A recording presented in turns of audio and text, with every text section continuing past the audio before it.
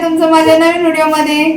7-8 दिवसापासून आपलं दुकान बंद होतं आणि त्यामध्ये काम इतकं वाढलेलं आहे। 7-8 दिवस दुकान बंद असल्यामुळे ना बाकीचं पेंडिंग काम होतं ना ते पण, आणि आत्ताचं पण नवरीचे बस्ते बाकी होते शिवायचे, ते पण खूप लोड वाढलेला आहे।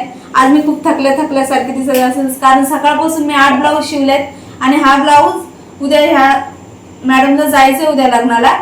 त्यांचा ब्लाऊज आहे ना, दादांनी हा क्लासमध्ये तुम्ही बघितलं, क्लासमध्ये जे ताई असतील त्यांनी बघितलाच असेल हा ब्लाऊज।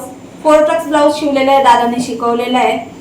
पण चुकून एक प्रॉब्लेम झालाय, तर चुकून 1 इंचाने गळा डीप झालेला आहे। त्यांना ते इतक्या मोठा डीप गळा घालत नाही, तर आपण याला आहे ना थोडंसं पॅटर्न करून छोटंसं नाही, खूप छान पॅटर्न बनवणार आहे आणि थोडं 1 इंचाने आपण गळावरती घेणार आहे।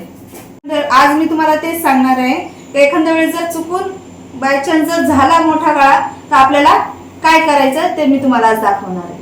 कशा पद्धतीने गळ्याची लेंथ कमी करायची हे तुम्हाला मी आज सांगणार आहे। हा ब्लाऊज आहे, मरून कलरचा ब्लाऊज आहे आणि त्यावरती अशी चिंतामणी कलरची साडी। आपण त्या साडीच्या कपड्याचा पॅटर्न करूया। हा ब्लाऊज पूर्ण रेडी झालेला आहे, फक्त एकच प्रॉब्लेम झाला काय चुकून हा गळा मोठा झालेला आहे आपल्याकडनं। सगळ्यात आधी आपण 5-6 इंचापर्यंत आपल्याला साडी मधला कपडा आपल्याला काढून घ्यायचा।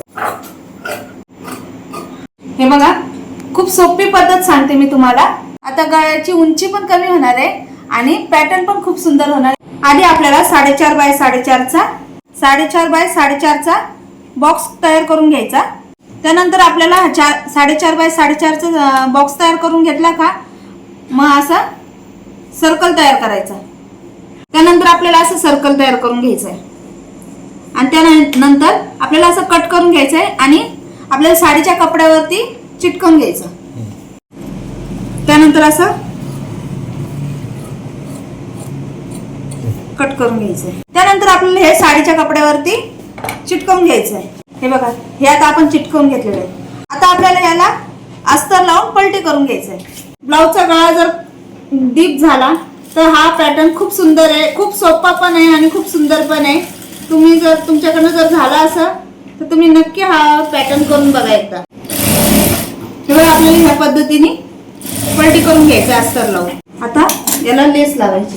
इथे तुम्ही जर तुमच्याकडे एक्स्ट्रा काट असेल ब्लाऊजचा तर तुम्ही इथे काट पण लावू शकता, काटाने पण खूप छान गेटअप येतं।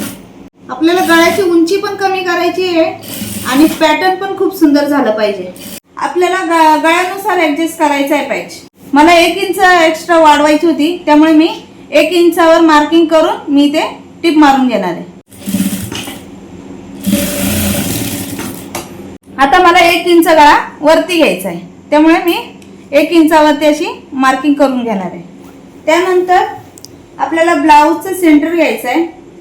ब्लाऊजचं सेंटर त्याच्यावरती सेंटरवरती ठेवायचा असा।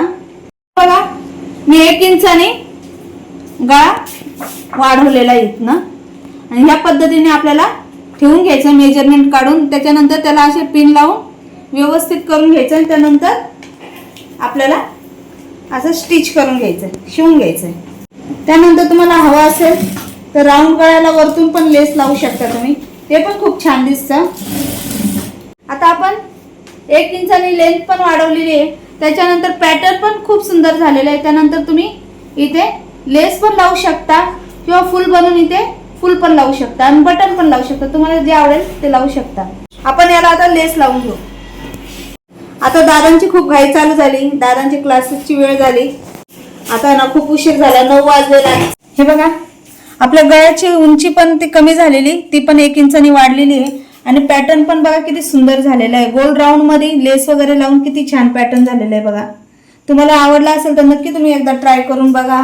हा पॅटर्न तुम्ही एकदा नक्की हा पॅटर्न ट्राय करून बघा।